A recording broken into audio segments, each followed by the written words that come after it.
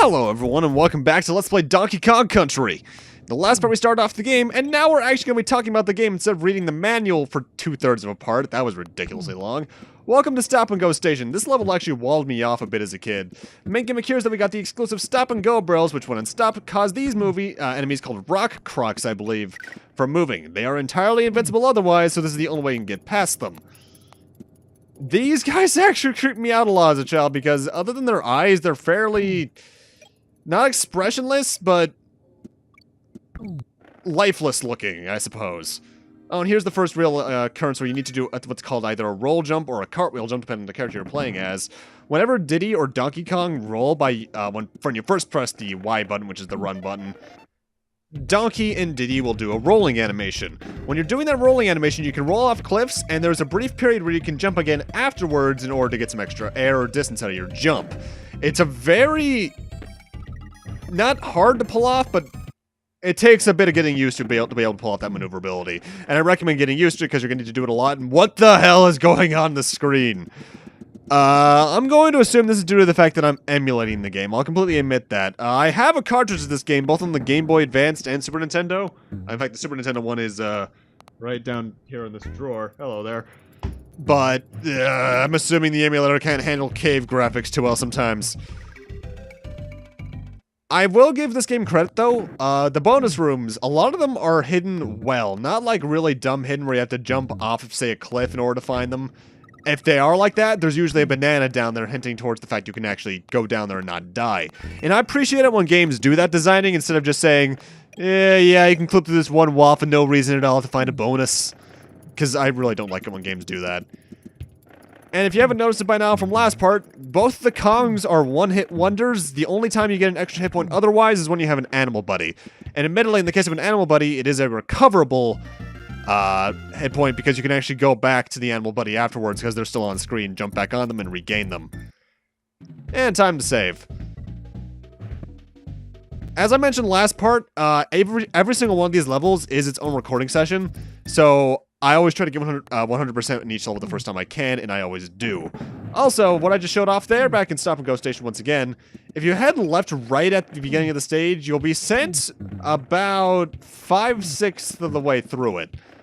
Like I mentioned during the minecart level last part, this is considered a level warp, and it's very good to get through for speedrunning purposes. I'll be going over all the warps, but I won't be showing them all, because there's just some I don't know where they are, or have difficulty executing, rather.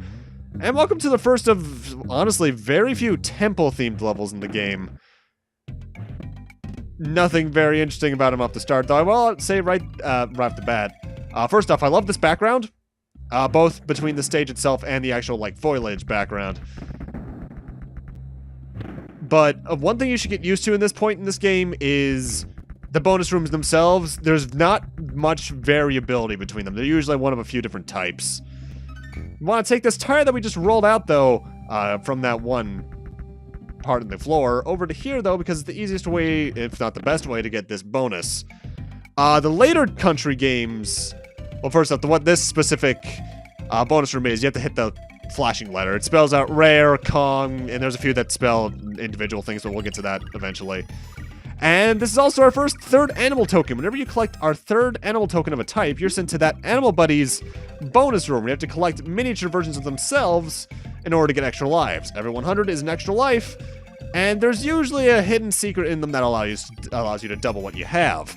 In this case, there is a, well, actually in all 4 cases, there is a bigger version of these golden versions of the animal buddies that we're collecting that, when you collect it, will actively double whatever you've gotten and will also give you a few extras in the process.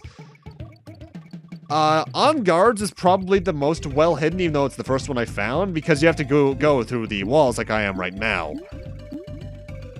I would have appreciated some sort of hint that you can clip through these walls a bit more, at least, like maybe the screen can show part of what's beyond the other side or something. But I'm not too butthurt over this, honestly. The 90s were a much different time for game design in exploration because since it was 2D, you could do a lot more without it being just completely dumb, you know? Like, you can't... nowadays, if we tried to pull that stuff like clipping through a wall, it would be considered complete and total horseshit. Whereas back then, this was considered fair just due to how games worked.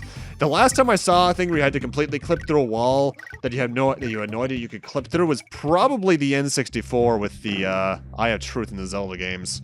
Off the top of my head, at least. I probably could find another thing just by looking over there, but in those cases, you usually needed like a key or something. Actually, no, Xenoblade Chronicles, the High Entia emblem, you needed that item in order to phase through certain walls anyway. And even then, the walls disappeared. These kind of bonus stages, I think, are a bit unique in the fact that I think, even though they look like they're random, I believe they're entirely set as to where the balloon will go. At least to your save file, because there were some levels that I did multiple takes of, just in case I didn't think I was performing too well or I thought I could do better.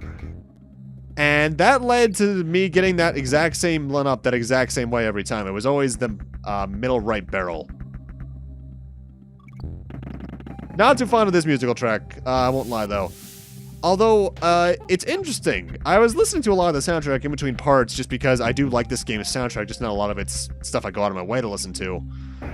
And I realized something. First off, there are some similar sound channels that they would use in, well, sound instruments, rather, that were used in Illusion of Gaia, of all things. But also, I mentioned this back in my Resident Evil 1 LP, back when. There's a lot of similar sound effects to what would eventually be in PlayStation games. From my research, I believe there's actually a reason for that. From my knowledge, I think the Super Nintendo's sound chip was a Sony brand one. Something that they would obviously use like an upgraded version of in the first PlayStation. And I find that incredibly interesting that, technically speaking, they're using extremely similar hardware. And that probably would have come into play with the PlayStation that Nintendo and Sony were making together before the whole partnership fell through. If you're wondering how you got those two bananas down there, by the way, you would have needed Winky to survive that long. Eh. How you doing, Cranky? Have you brought back those bananas I loaned you? You loaned me those? Look at this as I rock my beard swings. Waste of frames, in my opinion. Aye, that was when we had real gameplay, that was. I'm certainly Scottish. And this was developed with the latest state-of-the-art 3D worky things, was it? The trouble with you kids is that you're all too soft. The old games were far harder when I was a young'un. Because you couldn't comprehend the games as well. Which is a part of why games were harder when we were kids. We used to play for hours on a single-screen game and think we were lucky. And we were! The crafty croctopus corners his crock of collectibles and coral capers. Grab any extra life balloons quickly before they float away. At this point, I'm getting tired. I'm gonna take me a nap. Cranky does have an end to what he says, obviously, and I try to get him to go through all this text because he is kind of funny. Either way, time for the boss of this stage, Master Necky, who is incredibly easy. He'll appear at one point on either side of the screen, fire a coconut, then you can jump on his head. You cannot jump on his head before he fires the coconut, otherwise you just bounce off. Dodge the coconut as best you can, hit him, and he's gone. Very easy. This game in general has very easy boss fights, with the exception of maybe the final one and the one before that. World 2 on the whole, though, nothing too intimidating. It's around now, though, we're gonna start seeing some very well-hidden secrets, besides the ones that are just in walls. Vine Valley is where things kind of escalate in difficulty. Though I love this backdrop. In fact, I will say for Super Nintendo especially, this game is just gorgeous. I don't think some of the sprites have aged too well, just due to the whole compressed 3D image thing. But like the backgrounds in particular, oh my god, that's just gorgeous looking. Gonna need this tire for two things. First off, the K is under here. And then we want to drag this tire over to where those bananas are on the right. And bonus stage. One thing I will give Donkey Kong Country 2 onwards a lot more credit for is that the bonuses generally had a lot more interesting things going on. Either way, now it's time for an animal buddy we actually haven't met yet. Special stage. This is Espresso the Ostrich. And Espresso, he's actually my favorite animal buddy to use for mobility's sake. But my least favorite in another way, because he's the only animal buddy who doesn't have a way to fight back. His ability is that he runs fast, and when you jump, you can mash the jump button again, and over and over and over again, actually, to hover a bit. This is, I also believe, the extra buddy stage, or animal buddy stage, special stage, rather, where you can get the most lives, because by the time you can reach the doubler, you can have upwards of 350, meaning 7 extra lives. Also, one thing for a fact the sequels did better is that the timers on the top of the screen counted down in a much more realistic fashion, because here, that is not... Well, let's put it like this. This is not going to be 20 seconds. This is probably going to be more like 6 or 7. Because that's really fast. An interesting thing about lives, though, that I only really learned about a year ago, is that this is one of those games that counts lives higher than it shows. You can get upwards of 99 on the counter, however, it will count you having over 100. Which always kind of throws me off a little bit, but I'm thankful nonetheless, because having over 100 lives is really good. Plus, it allows me to stealthily edit out deaths prior to checkpoints, because that means that my counter won't go down. Wink, wink. And welcome to my least favorite kind of special stage the game has to offer, actually. These are claptraps. I think we've encountered these enemies before. They're enemies that are immune to rolls from the front. I think you can only ever jump on them, actually. And the way that these claptraps work in particular in the special stages is that the more you jump on them, the faster they get. Meaning, not only can it be really easy to get hit by them, it's also harder to hit them. And, that can get irritating. And really tense, too. If I recall, this is actually a game I grew up with, I should mention. I played this a lot with my mother on the Super Nintendo, and we got really aggravated at certain points. I think when I was a child at least, the farthest I ended up getting in this game was late this world, early next, because I never beat World 4 as a kid. World 4 is the hardest world in the game without a doubt. We'll see why when we get there. But I didn't end up beating this game until I was like 9 or 10, which was late 2000s. I could have probably beaten it earlier, but I had other gaming priorities for the most part, namely stuff on my PS2, GameCube, or other stuff, really, just in general. It is kind of interesting, though, just how much like a Mario game this ends up playing in terms of design. Also, this is a bit of an annoyance right there. The thing is, and another reason I prefer to play Diddy over Donkey, is that Diddy holds barrels in front of him, meaning he can break walls just by walking into them. Donkey holds barrels above him, which is really good for protecting you from attacks from above, which are kind of rare for the most part, honestly. Unless you're jumping into enemies, obviously, from above, like these zingers. But for getting the bonuses, he holds barrels above his head. That means you have to throw them into the walls, which is surprisingly hard to nail. Either way, this next stage has a warp in it. I should probably actually mention the warps that I've missed so far, but I'll go over those in a moment. The very first Necky that we're going to see, in fact, it's on the next tree area, there is a tire high up on it. Using Diddy, you're supposed to jump from the Naughty onto the Necky, and then get over to that to reach the warp. In terms of the warps, I think I've missed talking about it, and I didn't show off just due to the fact that I didn't want to. I think there was one in Millstone Mayhem where you have to break a weak tile with a blast barrel towards the first gap and bounce into a tire with Donkey or something. And the Vulture Culture, I think, had one as well where you have to get past the first coconut throwing Necky in like 11 seconds or something stupid.